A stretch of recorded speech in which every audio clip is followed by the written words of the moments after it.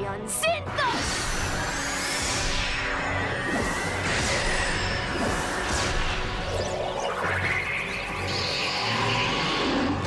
Hi Rosebuds, welcome to another graphic novel review.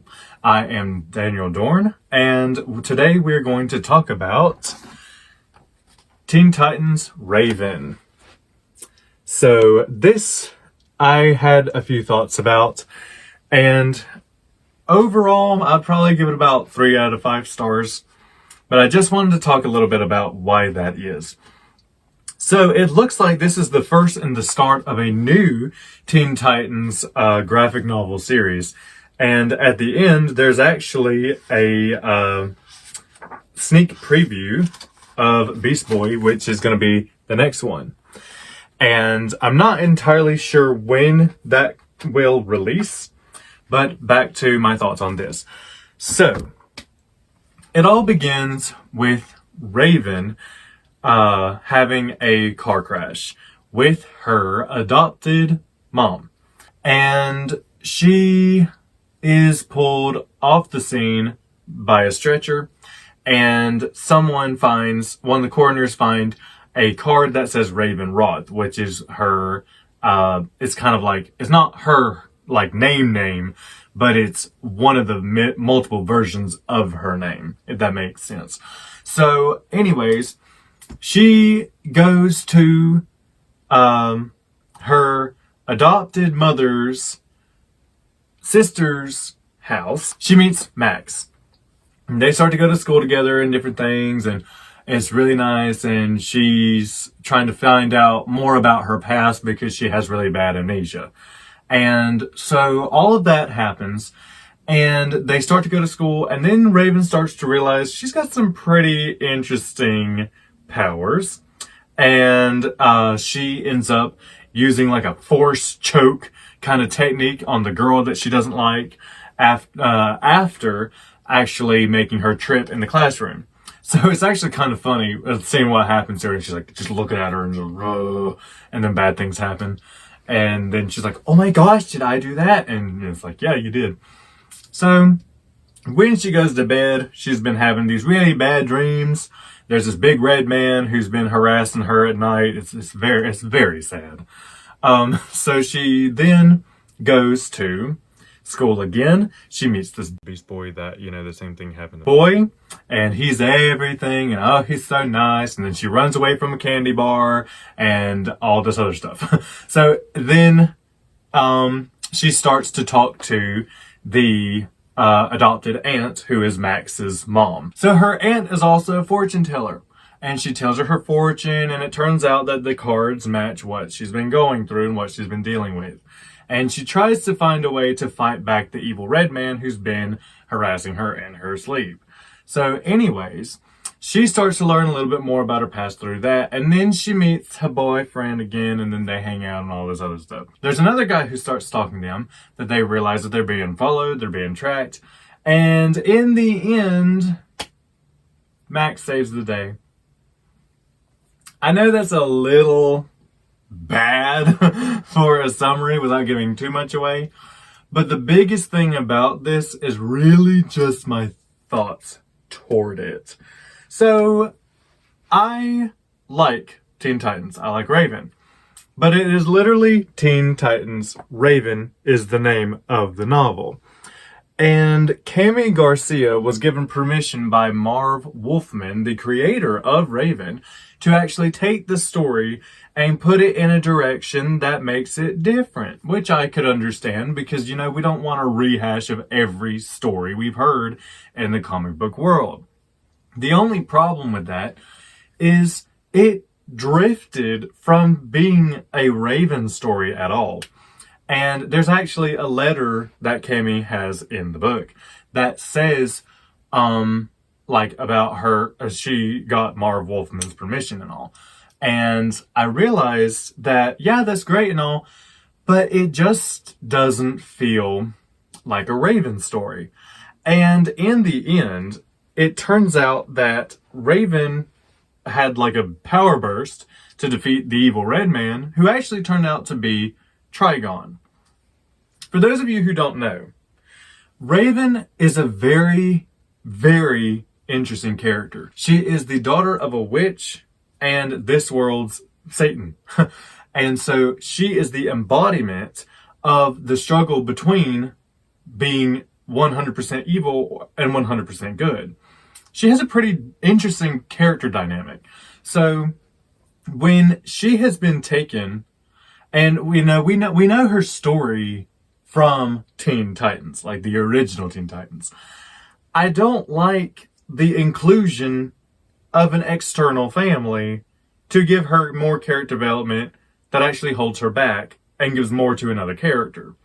You see, the problem is that Raven is her own character and not someone else. She is a very complicated person who can actually she's a very complicated person and has a whole story with her character already. And I feel like all that was just, that's all taken out and reconstructed. This is a great gateway graphic novel if you haven't read any, to kind of reel you in and get you into liking them. The only problem is that the story is so boring. The story is so bland. The girl has amnesia. She goes to school. She meets a guy. Oh my gosh. We saw more character development of Raven in the episode of Nevermore in Teen Titans. And we didn't even know who Trigon was then either. But now we definitely don't know who he is. For those of you who don't know, Trigon and the Satan of this universe is one and the same. So this person is also her father.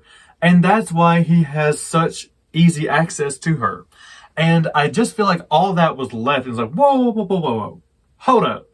This guy is her daddy. Like, that to me is just hilarious. Because if you don't know the story, this doesn't really help. Now, don't get me wrong, the artwork is fantastic. I like it a lot. It reminds me of what a bunch of animators and their style on YouTube is. That's what it makes me think of. But you don't want to take a character who is literally the daughter between a witch and Satan to be like taken less seriously and put in a more supportive role. Here's the problem with writing yourself into stories.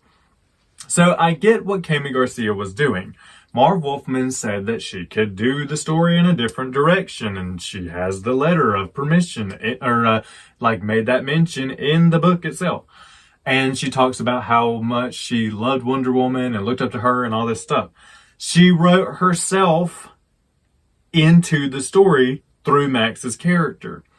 Max is some random girl, okay? Looking on the outside of things, Max is a random girl. She is, she's a random girl, and Raven has all this story arc already developed, being rewritten now from someone else. So, to include, if you don't want a lot of character development for her side and you want her to remain a mystery, that's okay. But I don't feel that beginning a new Teen Titans series of graphic novels is smart, starting with the most complicated character. Cyborg had an accident. Robin was a sidekick. Starfire is an alien princess. Beast Boy is a medical mystery because of what was it? It was like a side effect of a chemical on his body to save him and stuff. But Raven is dealing with really big mystical supernatural elements. And so you have to be careful when dealing with those things. That's not a very good place to start when it comes to writing a new series. But the problem is that they deconstructed her character to make it seem as if it were a mystery when in reality it isn't. So, what was it? The biggest problem I had with this is that Max completely stole the show. And she called herself, Soulstorm, I think? Let's see. It was very interesting. Okay, yes. And you can see the ant going, and this is my daughter, Soulstorm. And I never heard of her. And, and I apologize if she is a real character, but I have not heard of her to this day. But anyways, her power is so confusing. I mean, what was it? It says her ancestors actually come back, like they're ghosts and stuff. Now, keep in mind, one thing that is very important, setting. Okay, so this takes place in Louisiana. Swamp Thing takes place in Louisiana. This apparently takes place in Louisiana. And what else takes place in Louisiana? The Vampire Diaries. This girl pulls a whole freaking Bonnie Bennett to save the day and completely steals the show from the character that the graphic novel is named after. Ooh, that's not good. Okay, like I said, it's a good gateway graphic novel for people who don't read graphic novels, but the writer blatantly, and could have done it a little more subtly, put herself into the story, but she goes, I'm the hero, not you, not you. And that is what bothers me. So Soulstorm has to summon her ghostly ancestors to help her save the day, to have all of these dead people to power her into stopping the bad guy who is Raven's father. Not to mention, if she actually joins the Teen Titans, do you realize how complicated that's going to be? It's like, hey girl, we gotta go save the day. And so, no honey, I gotta talk to my ancestral relatives and I have to, go and consult the ancestors first and like take their bodies with me so their ghost doesn't have long to travel. I mean, oh my gosh, no, that is just so bad to me. But back to, the other, I just don't feel, and the artwork is really good, but with Ravens, it just didn't seem like a Raven story. And then Soulstorm, surprise, Max has powers that are so complicated she would have to dig up her dead relatives and carry them away to wherever she's gonna save the day. I mean, that is so... I get it. You want a cool power that that nobody else has. You want something new. How do you make new powers when it's like, oh, this person has fire powers. What kind? Everybody has fire powers these days. So, there's not a real selling point to make it different. So I think, being able to summon the powers of your dead relatives to help you in combat and all this other stuff is cool, actually. But not when they do all the work and you just raise them from the dead for like 3 minutes. And again, pulling the whole Bonnie Bennett. The reason I hate, I really do hate things that take place in Louisiana. No, I'm just kidding. But I do hate the Bonnie Bennett scene in Vampire Diaries. First of all, Jeremy, really? Okay, he deserves to die and be alone, I mean, I don't even know if he's dead, but I do know he ended up alone. Yay, that gives us so much hope. But anyways, with Bonnie's character, she summoned her relatives, they pulled this thing, and they're like, oh my gosh, let's hold hands, and then the fire, like, disappeared. And then they all disappeared. And then she, like, cause they went back to the dead. They went back to being dead. They were too busy being dead to stick around for Thanksgiving, Goodness.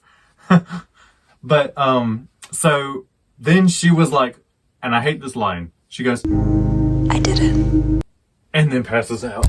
And that makes me livid. You didn't do it. Your ancestors did. Okay, every one of you powers combined, you all work together to do it. And then this ended up doing the same thing. And I'm just like, oh, that really just, I don't like that. But I mean, it's like this. First, and I can just imagine her relatives going, girl, you done took credit for everything we just did for you.